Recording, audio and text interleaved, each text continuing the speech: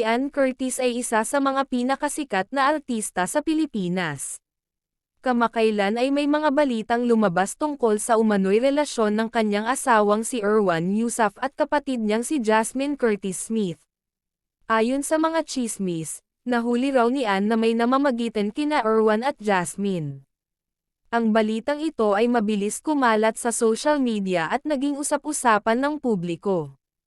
Gayunpaman, walang ebidensya o kumpirmasyon mula sa mga sangkot tungkol sa isyong ito. Sina Ann, Erwan, at Jasmine ay nananatiling tahimik ukol sa mga alegasyon. Marami sa kanilang mga tagahanga ang nagtatanggol sa kanila at sinasabing walang katotohanan ang tsismis.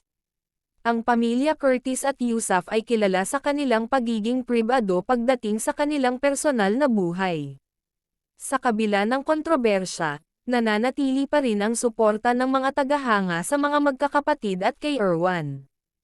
Ang isyong ito ay isa lamang sa maraming tsismis na ipinupukol sa mga kilalang personalidad sa showbiz.